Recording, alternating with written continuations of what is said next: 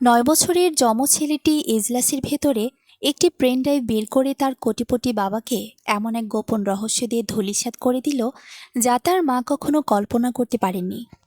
ঢাকার পারিবারিক আদালতের বিচারক তার চশমাটা ঠিক করে সামনে বসা দুই শিশুর দিকে তাকালেন এবং এমন একটি প্রশ্ন করলেন যা পুরো এজলাসের সবাইকে স্তব্ধ করে দিল। আদিব, আয়ান, তোমরা কার সাথে থাকতে চাও? তোমাদের বাবার সাথে নাকি মায়ের সাথে? আদালত কক্ষে তখন পিনপতন নীরবতা। মিতু আক্তার অনুভব করলেন তার বুকটা যেন ধরফর করে গলার কাছে চলে এসেছে। তার হাত দুটো ঠান্ডা হয়ে বরফ হয়ে আসছিল। সুতির থ্রি-পিসটা এত শক্ত করে আঁকড়ে ধরেছিলেন যে তা কুঁচকে গেছে, আর চোখের নিচে এমন কালচে দাগ পড়েছিল যা পাড়ার ফার্মেসি থেকে কেনা সস্তা কনসিলার দিয়েও ঢাকা যাচ্ছিল না।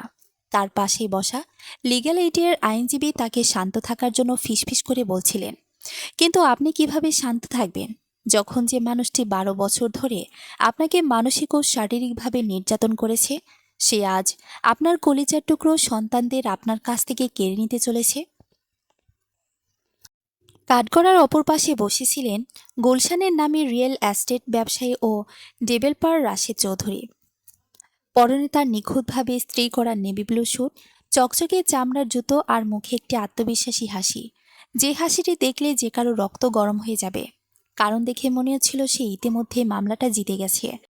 রাশেদ একা আসেনি, তিনি এসেছেন সুপ্রিম কোর্টের দুজন নামী ও দামি ব্যারিস্টার, তার মা বেগম সুফিয়া চৌধুরী এবং এমনকি তার নতুন প্রেমিকা 24 বছর বয়সী এক সোশ্যাল মিডিয়া ইনফ্লুয়েন্সারকে সাথে নিয়ে, যে ফেসবুকে আনিয়া রহমান নামে পরিচিত। সে প্রতিনিয়ত বনানী আর ধানমন্ডির এমন সব বিলাসবহুল ক্যাফে থেকে রিলস ও স্টোরি পোস্ট করে, যেখানে মাত্র এক বেলার কফি আর খাবারের খরচ মিতুর পুরো এক সপ্তাহের বাজারের খরচের চেয়েও বেশি। মিতু গুলশানের আলিশান ফ্ল্যাট চাননি, তিনি দেনমোহরের গয়নাঘাটি চাননি, তিনি গাড়িও চাননি। তিনি শুধু চেয়েছিলেন তার 9 বছরের যমজ সন্তান আদিব এবং আয়ান যেন এমন একজন মানুষের সাথে বড় না হয় যে তাদের নিজের ঘরের ভেতরেই সারাক্ষণ আতঙ্কে বাঁচতে শিখেছে। রাশিদের প্রধান ব্যারিস্টার উঠে দাঁড়ালেন। মাই লর্ড, আমার মক্কেল সন্তানদের সেরা ভবিষ্যৎ দিতে পারবেন।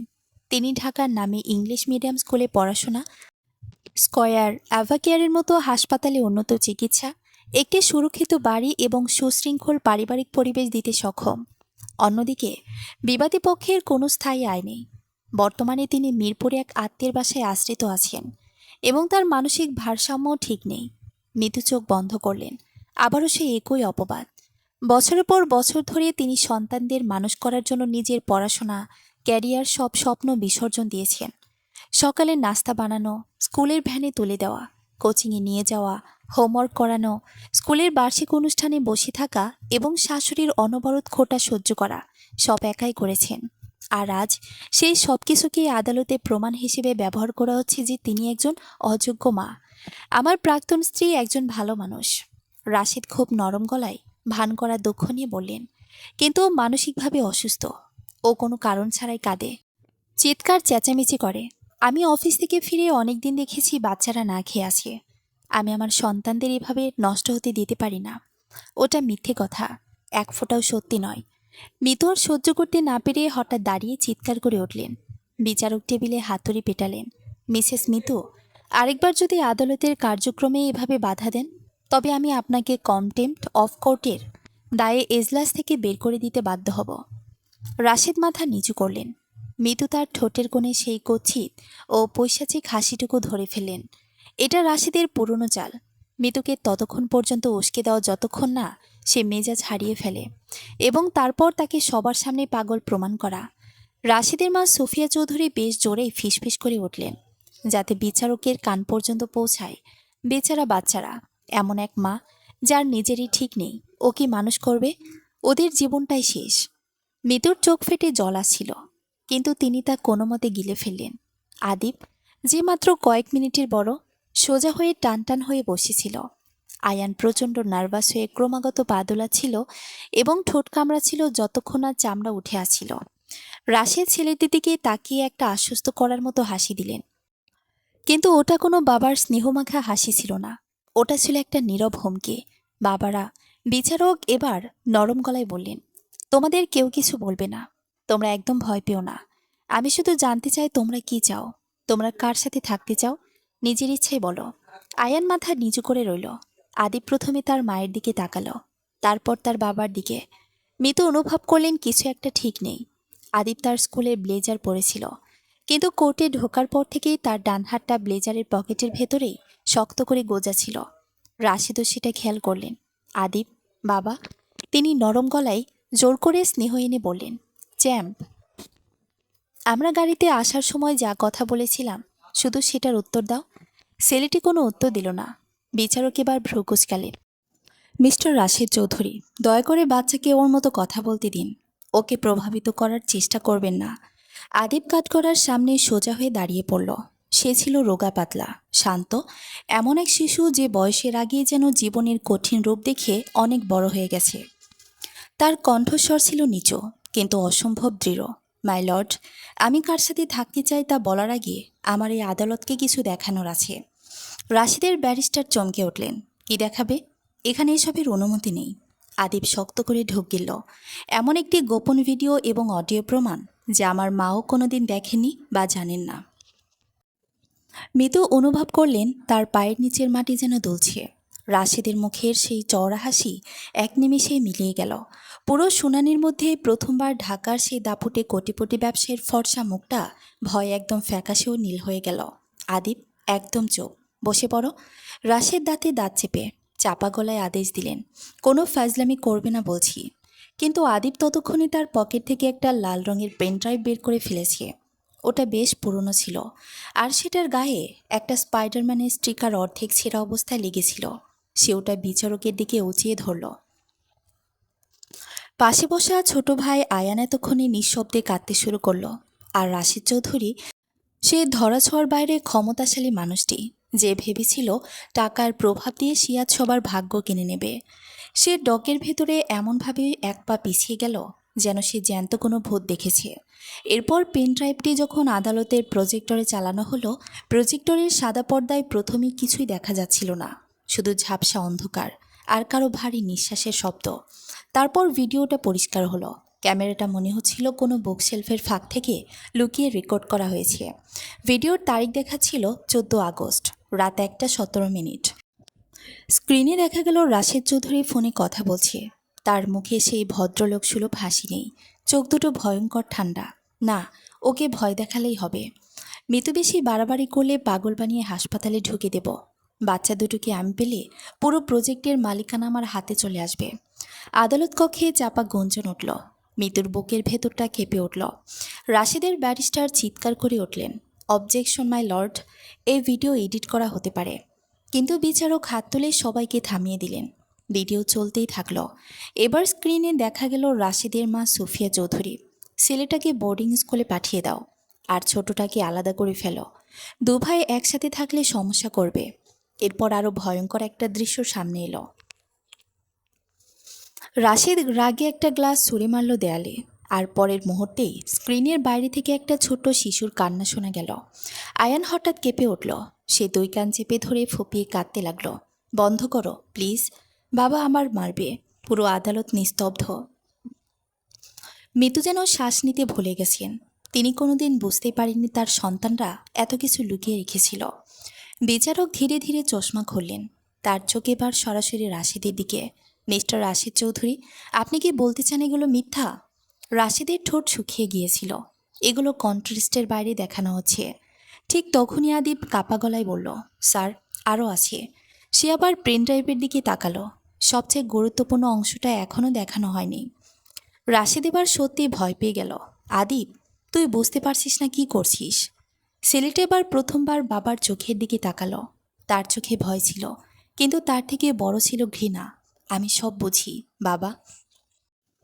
রাশেদ চৌধুরীর কপাল বেয়ে ঘাম গড়িয়ে পড়ছিল, অথচ পুরো রুমটা এসিতে ঠান্ডা।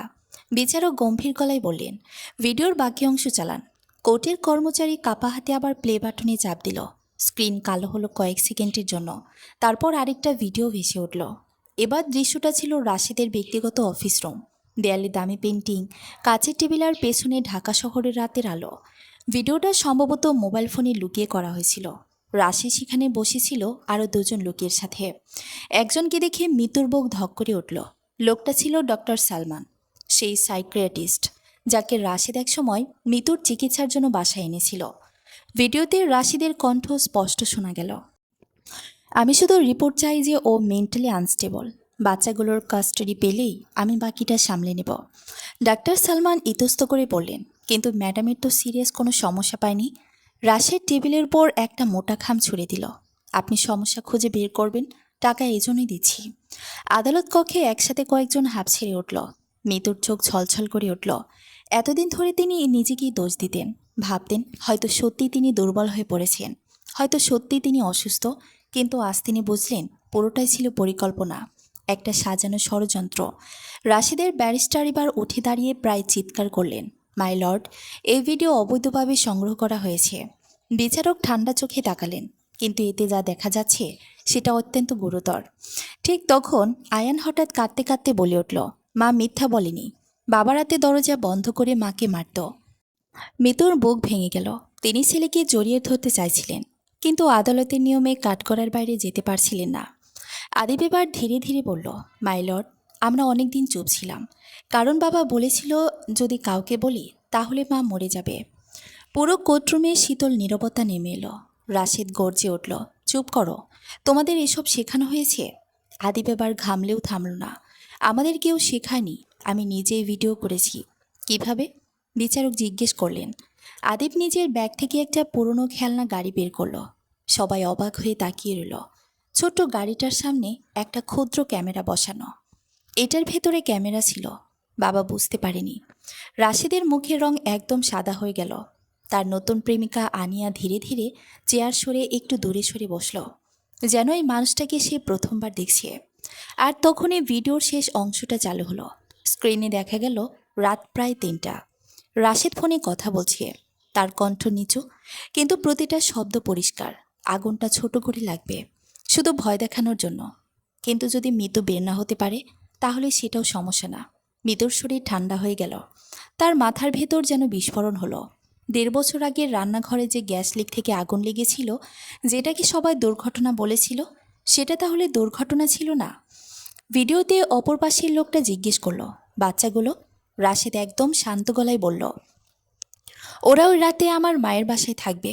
মিতু আর নিজেকে সামলাতে পারলেন না। তার চোখ দিয়ে টপ টপ করে পানি পড়তে লাগলো। সেই রাতটার কথা মনে পড়ল। তিনি আগুনের মধ্যে আটকে গিয়ে চিৎকার করছিলেন। তারপরে রাশেদ সবাইকে বলেছিল মৃত্যু খুব অসাবধান, মানসিক অবস্থাও ঠিক নেই। পুরো আদালত এখন রাশেদের দিকে এমনভাবে তাকিয়ে আছে যেন সামনে কোনো মানুষ না, একটা বিষধর সাপ দাঁড়িয়ে আছে। রাশেদ চিৎকার করে উঠল, সব মিথ্যা, আমাকে ফাঁসানো হচ্ছে। কিন্তু বিচারক এবার প্রচণ্ড কঠোর গলায় বললেন, মিস্টার রাশেদ চৌধুরী, আর একটা শব্দও না। ঠিক তখন আদালতের দরজা খুলে 2জন পুলিশ ভেতরে ঢুকল। তাদের হাতে কিছু কাগজ। একজন অফিসার বিচারকের দিকে মাথা নিচু করে বললেন, মাই লর্ড, আমরা মাত্র ফরেনসিক টিমের প্রাথমিক রিপোর্ট পেয়েছি। ভিডিওগুলোর কোনো এডিটিং বা টেম্পারিংয়ের প্রমাণ পাওয়া যায়নি। রাশেদের মুখ শুকিয়ে কাঠ। তার মা সুফিয়া চৌধুরী কাপা গলায় বললেন, রাশেদ, তুই বলেছিলি কেউ কিছু জানে না, কিন্তু ততক্ষণে অনেক দেরি হয়ে গেছে। আনিয়া রহমান ধীরে ধীরে উঠে দাঁড়ালো। তার চোখে আতঙ্ক। আপনি আপনি এমন মানুষ? রাশেদ হাত বাড়িয়ে বলল, আনিয়া শোনো। কিন্তু মেয়েটা এক মুহূর্ত দাঁড়ালো না। সে দ্রুত আদালত কক্ষ থেকে বেরিয়ে গেল। রাশেদ এবার সত্যি একা হয়ে গেল। আর ঠিক তখন আদিব ধীরে ধীরে বলল, মাই লর্ড, এখন একটা জিনিস বাকি আছে। বিচারক বিস্মিত হয়ে তাকালেন, আরও কিছু আছে? আদিব মাথা নেড়ে বলল, জি। সে পেনড্রাইভ থেকে একটা অডিও ফাইল চালু করলো। অডিও চালু হতেই প্রথমে শুধু ঝিরঝির শব্দ শোনা গেল। তারপর একটা নারী কণ্ঠ। মিতুর বুক ধক করে উঠল। ওটা ছিল তার নিজের ছোট বোন তানিয়ার গলা। আমি আর পারছি না রাশিদ, আপুর সাথে প্রতারণা করতে খারাপ লাগছে। মিতুর শরীর কেঁপে উঠল। তানিয়া, তার নিজের বোন রাশিদের কণ্ঠ ভেসে এলো। এখন পিছিয়ে গেলে হবে না। তুমি যদি আদালতে বলো মিতু বাচ্চাদের মারধর করে, তাহলে ফ্ল্যাটটা তোমার নামে লিখে দেব। মিতুর চোখের সামনেই সব অন্ধকার হয়ে আসছিল। তানিয়া কাঁদছিল, কিন্তু আপু আমাকে নিজের মেয়ের মতোই মানুষ করেছে। তাহলে চুপ থাকো, না হলে তোমার পুরনো ভিডিওগুলো তোমার স্বামীকে পাঠিয়ে দেব। পুরো আদালত স্তব্ধ। মিতুর হাত কাঁপতে লাগলো। তিনি বিশ্বাসই করতে পারছিলেন না যে বোনকে তিনি নিজের গয়না বিক্রি করে পড়াশোনা করিয়েছেন, সেই বোনই টাকার লোভ আর ব্ল্যাকমেলের ভয়ে তার বিরুদ্ধে সাক্ষ্য দিতে রাজি হয়েছিল। আদিব ধীরে ধীরে বলল, মা, সেদিন আমি ভুল করে বাবার স্টাডি রুমে ঢুকে রেকর্ডটা শুনেছিলাম। তারপর আমি সব কপি করে রাখি। মিতুর চোখ দিয়ে টানা পানি পড়ছে। তিনি বুঝতে পারেননি তার ছেলেটা এতদিন ধরে একা একা কত বড় যুদ্ধ লড়েছে। রাশিদ এবার সম্পূর্ণ ভেঙে পড়ল। ওগুলো প্রাইভেট কথা, এগুলো আদালতে গ্রহণযোগ্য না। বিচারক গর্জে উঠলেন, একজন নারীকে মানসিকভাবে অসুস্থ প্রমাণ করার ষড়যন্ত্র, সাক্ষীকে প্রভাবিত করা, হত্যার চেষ্টার পরিকল্পনা, আপনি এগুলোকে প্রাইভেট কথা বলছেন? রাশিদ চুপ। প্রথমবারের মতো তার চোখে স্পষ্ট ভয় দেখা গেল। বিচারক কিছুক্ষণ নীরব থেকে বললেন, এই আদালত অবিলম্বে শিশু দুটির অস্থায়ী হেফাজত তাদের মায়ের কাছে প্রদান করছে এবং মিস্টার রাশিদ চৌধুরীর বিরুদ্ধে পৃথক ফৌজদারি তদন্তের নির্দেশ দেওয়া হলো। মিতু আর ধরে রাখতে পারলেন না। তিনি দুই হাত মুখে চেপে কেঁদে ফেললেন। আয়ান দৌড়ে গিয়ে মাকে জড়িয়ে ধরল। আদিবও ধীরে ধীরে এগিয়ে এলো। অনেকদিন পর প্রথমবারের মতো ছেলেটি তো নিরাপদ অনুভব করছিল। কিন্তু ঠিক তখনই রাশেদ মাথা তুলে আদিবের দিকে এমন এক দৃষ্টিতে তাকালো, যেটা দেখে মিতুর বুক আবার কেঁপে উঠল। কারণ সেই চোখে অনুশোচনা ছিল না, ছিল শুধু প্রতিশোধের আগুন। আদালতের রায় ঘোষণার পর পুরো কক্ষটা যেন বিশৃঙ্খলায় ভরে গেল। সাংবাদিকরা বাইরে ভিড় জমিয়েছে। ক্যামেরার ফ্ল্যাশ একটার পর একটা জ্বলছে। এর কোটিপটি ব্যবসায়ের বিরুদ্ধে হত্যার চেষ্টার অভিযোগ। শিশুর পেন ড্রাইভে বেরিয়ে এলো ভয়ঙ্কর সত্য। চারদিকে শুধু এই খবর। পুলিশ যখন রাশেদকে আদালত কক্ষ থেকে বের করে নিয়ে যাচ্ছিল, তখন সে একবারও মাথা নিচু করেনি। বরং যাওয়ার সময় ধীরে ধীরে আদিবের দিকে তাকিয়ে ফিসফিস করে বলল, তুই খুব বড় ভুল করেছিস। মিতুর বুক চেপে উঠল। তিনি সঙ্গে সঙ্গে দুই ছেলেকে নিজের কাছে টেনে নিলেন। সেদিন রাতেই তারা মিরপুরে সেই ছোট্ট বাসায় ফিরে আসে, যেখানে মিতু গত কয়েক মাস ধরে আশ্রয় নিয়েছিলেন। বাসাটা খুব সাধারণ, দুটি ছোট রুম, দেয়ালের পলেস্তারা উঠে গেছে, আর ছাদের কোনায় পুরনো পানির দাগ। কিন্তু অনেকদিন পরে প্রথম জায়গাটা মিতুর কাছে নিরাপদ মনে হচ্ছিল। রাতে আয়ান ঘুমের মধ্যে কেঁদে উঠল, মা, বাবাকে আমাদের খুঁজে পাবে? মিতু ছেলেকে বুকে জড়িয়ে ধরে শুধু বললেন, না বাবা, আমি থাকতে কেউ তোমাদের ছুতে পারবে না। কিন্তু নিজের মনেই তিনি জানতেন রাশিদ এত সহজে হার মানার মানুষ নয়। পরদিন সকালে দরজায় কড়া নাড়ার শব্দ হলো। মিতু ভয় পেয়ে গেলেন, কিন্তু দরজা খুলতেই তিনি অবাক হয়ে গেলেন। বাইরে দাঁড়িয়ে তানিয়া, চোখ ফুলে গেছে, মুখ শুকনো, মিতুর দিকে তাকাতেও পারছে না। আপু, একটাবার কথা বলবি? মিতুর বুকের ভেতর জমে থাকা কষ্ট আবার মাথা তুলল। তুই এখন কেন এসেছিস? তানিয়া হঠাৎ কেঁদে ফেলল। আমি ভুল করেছি আপু, আমি খুব ভয় পেয়েছিলাম। সে কাঁপতে কাঁপতে বলল, রাশেদ ভাই শুধু আমাকে না, আরও অনেক মানুষকে ব্ল্যাকমেল করেছে। তার অফিসে একটা লকার আছে, সেখানে সবার ভিডিও, কাগজপত্র সব রাখা। আদিব হঠাৎ চমকে উঠল, কোন লকার? তানিয়া নিচু গলায় বলল, গুলশানের অফিসের বেসমেন্টে, পাসওয়ার্ড ছাড়া কেউ খুলতে পারে না। মৃদু কিছু বলার আগে আদিবের মুখের রং বদলে গেল। সে যেন হঠাৎ কিছু মনে করে ফেলেছে। আমি পাসওয়ার্ড জানি। সবাই অবাক, কিভাবে? মৃদু জিজ্ঞেস করলেন। আদিব ধীরে ধীরে বলল, বাবা সবসময় একই নাম্বার ব্যবহার করত, আয়ানের জন্ম তারিখ। মৃত্যুর বুকটা মোচড় দিয়ে উঠল। যে মানুষটা নিজের সন্তানদের ভয় দেখিয়েছে, সেই আবার তাদের জন্মদিনকে পাসওয়ার্ড বানিয়ে নিজের অপরাধ লুকিয়েছে। ঠিক তখন আদিবের ফোনে একটা অচেনা নাম্বার থেকে মেসেজ এলো, তোমরা যা শুরু করেছো তার শেষ খুব খারাপ হবে। মেসেজের শেষে শুধু একটা ছবি। ছবিতে দেখা যাচ্ছে মিরপুরের বাসার নিচে একটা কালো গাড়ি দাঁড়িয়ে আছে, আর গাড়ির ভিতরে বসে আছে রাশিদের ড্রাইভার। মিতুর শরীর ঠান্ডা হয়ে গেল, কারণ রাশিদ জেলে গেলেও তার হাত এখনও অনেক লম্বা। সে রাতে মিরপুরে বাসার সব লাইট বন্ধ করে দেওয়া হলো। মিতু পর্দার ফাঁক দিয়ে নিচে তাকিয়ে দেখলেন কালো গাড়িটা এখনও দাঁড়িয়ে। তার বুক ধুকপুক করছে। আয়ান ভয় পেয়ে মায়ের হাত শক্ত করে ধরে আছে, কিন্তু আদিব অদ্ভুতভাবে শান্ত। সে ধীরে ধীরে বলল, মা, ভয় পেলে হবে না, আমাদের আগে লকারটা খুঁজে বের করতে হবে। মিতু অবাক হয়ে ছেলের দিকে তাকালেন। মাত্র 9 বছরের একটা শিশু, তবু কথাগুলো যেন অনেক বড় কারো। তানিয়া নিচু গলায় বলল, ওই লকারে শুধু তোমাদের ব্যাপার না, অনেক মন্ত্রী, ব্যবসায়ী, এমনকি পুলিশের লোকদের তথ্য আছে। রাশিদ এগুলো দিয়ে সবাইকে নিয়ন্ত্রণ করত। মিতু বুঝলেন ব্যাপারটা আরও ভয়ঙ্কর। এটা শুধু একটা পারিবারিক মামলা না, এটা একটা পুরনো অপরাধ চক্র। হঠাৎ বাইরে গাড়ির দরজা বন্ধ হওয়ার শব্দ হলো, তারপর ধীর পায়ের আওয়াজ। কেউ সিঁড়ি বেয়ে ওপরে উঠছে। আয়ান ভয়ে কাঁদতে শুরু করলো। মিতু দ্রুত ছেলেদের পেছনে সরিয়ে নিলেন। টক টক টক, দরজায় ধাক্কা। কেউ খুব আস্তে বলল, দরজা খোলেন, পুলিশ। তানিয়া কেঁপে উঠল। না, এরা পুলিশ না। মিতুর মাথা কাজ করছিল না। ঠিক তখন আদিপ ফিসফিস করে বলল, পেছনের দরজা দিয়ে বের হতে হবে। বাসার রান্নাঘরের পাশে একটা সরু সার্ভিস সিঁড়ি ছিল। চারজন নিঃশব্দে নিচে নামতে লাগলো। ওপরে আবার দরজায় ধাক্কা, এবার আরও জোরে। দরজা না খুলে ভেঙে ফেলব। মিতুর নিঃশ্বাস বন্ধ হয়ে আসছিল। তারা কোনোভাবে গলির ভেতর বেরিয়ে এলো। রাত তখন প্রায় 12টা। ঢাকার রাস্তা অনেকটাই ফাঁকা। ঠিক তখন একটা সিএনজি তাদের সামনে এসে থামল। ড্রাইভার জানালা নামিয়ে বলল, মিতু আপা। মিতু আটকে উঠলেন। লোকটা দ্রুত বলল, ভয় পাবেন না, আমি ব্যারিস্টার সাব্বির সাহেবের লোক। উনি পাঠিয়েছেন। সাব্বির লিগ্যাল এইডের এই তরুণ আইনজীবী। তিনি বুঝেছিলেন রাশেদ সহজে থামবে না। সিএনজিতে ওঠার পর মিতু প্রথমবার একটু স্বস্তির নিঃশ্বাস ফেললেন। কিন্তু ঠিক তখনই আদিপ নিচু গলায় বললেন, আমরা দেরি করে ফেলেছি। মানে? মিতু চমকে উঠলেন। আদিপ ফোনটা সামনে ধরল। একটা নতুন ভিডিও এসেছে। ভিডিওটি দেখা যাচ্ছে গুলশানের সেই অফিসের বেসমেন্ট, আর লকারটার দরজা খোলা। ভেতরটা একদম খালি। তারপর ক্যামেরার সামনে ধীরে ধীরে একটা পরিচিত মুখ এগিয়ে এলো। রাশেদের মা সোফিয়া চৌধুরী। তার ঠোঁটে ভয়ঙ্কর হাসি। তোরা ভাবছিস খেলা শেষ? আসল খেলা তো এখন শুরু। ভিডিওটা থেমে যাওয়ার পর সিএনজির ভেতরটা একদম নীরব হয়ে গেল। ইঞ্জিনের শব্দ ছাড়া আর কিছুই শোনা যাচ্ছে না। মিতুর হাত ঠান্ডা হয়ে গেছে। আয়ান কাঁপছে। তানিয়ার মুখ ফ্যাকাশে। শুধু আদিবের চোখ স্থির, যেন সে আগে থেকেই জানত এটা এখানেই শেষ হবে না। মিতু কাপা গলায় বললেন, লকার খালি মানে কি? সব ডকুমেন্ট কোথায় গেল? আদিব ধীরে ধীরে উত্তর দিল, মানে কেউ আমাদের আগেই পৌঁছে গেছে। সিএনজি হঠাৎ একটু জোরেই ব্রেক কষল। ড্রাইভার পেছনে না তাকিয়ে বলল, আপনারা কোথায় যাবেন ঠিক করেন আপা। আমি এই রুটে আর যেতে পারবো না। তানিয়া ঘাবড়ে গেল। কেন? ড্রাইভার নিচু গলায় বলল, এই কেসে যারা জড়ায় তারা বাঁচে না। তারপর সে গেটের পাশে সিএনজি থামিয়ে দ্রুত নেমে চলে গেল। রাস্তাটা এখন আরও নির্জন মনে হচ্ছে। হঠাৎ আদিব বলল, আমাদের পুলিশের কাছে যাওয়া যাবে না। মিতু অবাক। কেন? আদিব একটা স্ক্রিনশট দেখালো। নতুন একটা মেসেজ।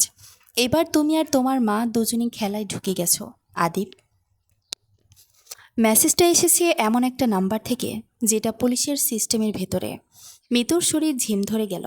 মানে পুলিশের ওদের লোক আছে? আদিব কিছু বলল না, শুধু মাথা নেড়ে সম্মতি দিল। ঠিক তখনই তানিয়া ফপিয়ে উঠল, আপু, আমি আর পারবো না। আমি সত্যি সত্যি সব ফাঁস করে দিতে চাই। মিতু তার হাত ধরলেন, তুই যা জানিস সব বলবি। তানিয়া কাঁদতে কাঁদতে বলল, রাশিদের মা শুধু একা না, সে একটা সিন্ডিকেট চালায়। চৌধুরী ফাউন্ডেশন আসলে একটা ঢাল। সে একটু থেমে বলল, আর আদিপ, তুই যেটা ভাবছিস সেটা পুরো সত্যি না। আদিপ হঠাৎ মাথা তুলল। মানে? তানিয়া নিচু গলায় বলল, তোর বাবা শুধু খারাপ না, সে তোদের আসল বাবাও নাও হতে পারে। সেঞ্চের ভেতর বাতাস যেন থেমে গেল। মিতু চিৎকার করে উঠলেন, চুপ কর। কিন্তু তানিয়া কাঁদতে কাঁদতে বলল, আমি ডিএনএ রিপোর্ট দেখেছি। রাশেদ চেয়েছিল লুকাতে, কিন্তু ভুল করে আমি দেখে ফেলি। আয়ান এবার জোরে কেঁদে উঠল, মা, এটা সত্যি? মিতু ছেলেকে জড়িয়ে ধরলেন, কিন্তু নিজেই কাঁপছেন। আদিব ধীরে ধীরে বলল, তাহলে সব কিছু শুরু থেকে সাজানো ছিল। তার চোখে এবার ভয় নেই, ছিল ভয়ঙ্কর এক সিদ্ধান্তের ছায়া। আমরা ঢাকায় ফিরব। মিতু চমকে উঠলেন, কী বলছিস? আদিব তাকালো সামনে। লকার খালি মারে ওরা সব প্রমাণ এক জায়গায় সরিয়েছে। কোথায়? আদিব বলল, চৌধুরী হাউজে। গুলশানের দিকে এগোতে থাকা রাস্তাটা যতই কাছে আসছিল ততই বাতাস ভারী হয়ে যাচ্ছিল। মিতুর মনে একটাই প্রশ্ন ঘুরছিল, সে কি সত্যি ভুল মানুষকে ভালোবেসেছিল? কিন্তু এখন আর ফিরে যাওয়ার পথ নেই। আদিব সামনে তাকিয়ে বলল, চৌধুরী হাউজে ঢুকতে হলে আমাদের প্ল্যান দরকার। তানিয়া কাপা গলায় বলল, ওখানে সিকিউরিটি এত বেশি যে সাধারণভাবে ঢোকা অসম্ভব। আদিব পকেট থেকে একটা ছোট ইউএসবি সদৃশ ডিভাইস বের করল। অসম্ভব না। মিতু অবাক হয়ে তাকালেন, এটা কি? বাবার গাড়ির জিপিএস ট্র্যাকার। আমি অনেক আগে লাগিয়ে রেখেছিলাম। আয়ান ফিসফিস করে বলল, তুমি এত কিছু কখন করলে? আদিব কিছু বলল না, শুধু বলল, যখন তোমরা ঘুমাতে। রাত প্রায় 1:30। চৌধুরী হাউজের সামনে পৌঁছাতেই দেখা গেল দুটি গেট, চারজন সিকিউরিটি, আর ভেতরে অন্ধকারে দাঁড়িয়ে থাকা বিশাল বাড়ি। বাইরে সব শান্ত, কিন্তু সেই শান্তির ভেতরে ভয় লুকানো। তানিয়া নিচু গলায় বলল, ভেতরে ঢোকার একমাত্রই রাস্তা আছে, স্টাফ এন্ট্রি।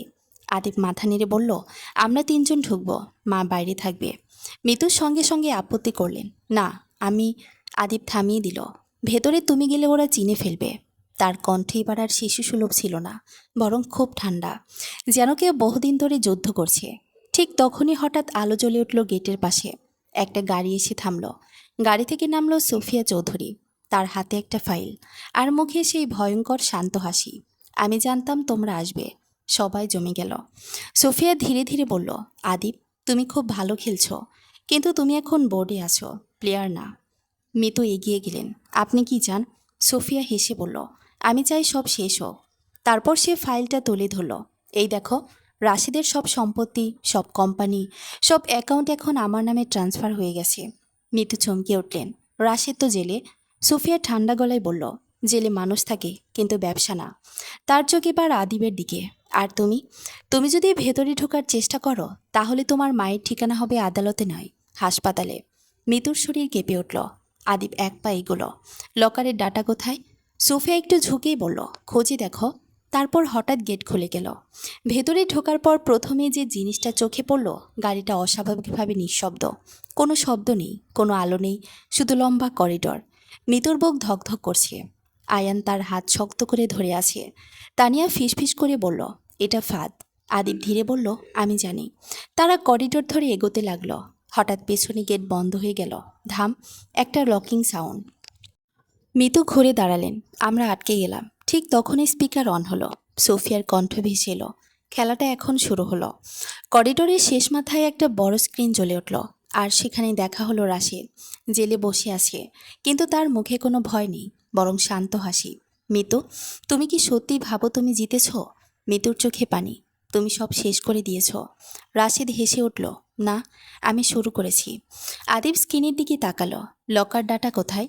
রাশেদ ধীরে ধীরে বলল, তুমি যে খেলনা গাড়ি ব্যবহার করেছিলে, সেটা আমারই আইডিয়া ছিল। সবাই থমকে গেল। রাশেদ চালিয়ে গেল, তুমি ভাবছো তুমি আমাকে ধরেছ, কিন্তু আসলে তুমি আমাকে জাগিয়ে দিয়েছ। আয়ান কাঁপতে কাঁপতে বলল, মা, আমি ভয় পাচ্ছি। মিতু তাকে জড়িয়ে ধরলেন। ঠিক তখন করিডোরের একদম শেষে একটা দরজা খুলল। আলো বের হলো, আর ভেতর থেকে একটা কণ্ঠ ভেতরে আসে, ভেতরে আসো আদিব। আদিব একা দাঁড়িয়ে গেল। মিতু বললেন, যেও, যেও না। কিন্তু আদিব ইতিমধ্যে এক পা এগিয়ে গেছে। আলো ভরা ঘরটার ভেতরে ঢুকতেই আদিব থমকে দাঁড়ালো। ঘরটা ছিল বিশাল। চারপাশে কম্পিউটার, মনিটর, সার্ভার, ফাইলের তাক, যেন কোনো গোপন কন্ট্রোল রুম। দেয়ালের মাঝখানে একটা বড় স্ক্রিনে ভেসে উঠল অসংখ্য মানুষের ছবি। মন্ত্রী, ব্যবসায়ী, অভিনেতা, পুলিশ অফিসার, সবাই কোনো না কোনোভাবে রাশেদ চৌধুরীর ফাঁদে আটকা। আদিব ধীরে বলল, এগুলো কি? পেছন থেকে সোফিয়ার কণ্ঠ ভেসে এলো, ক্ষমতা। সে ধীরে ধীরে সামনে এগিয়ে এলো। মানুষ টাকা দিয়ে শুধু বাড়ি বা গাড়ি কেনে না আদিব, মানুষ অন্য মানুষের ভয়ও কিনে নেয়। মৃত্যুর আগে কাঁপছিলেন। আপনারা অসুস্থ। সোফিয়া হেসে উঠল, না, আমরা শুধু বাস্তববাদী। তারপর সে একটা ফাইল আদিবের দিকে বাড়িয়ে দিল। এটা দেখো। আদিব ফাইল খুলতেই তার হাত কেঁপে উঠল।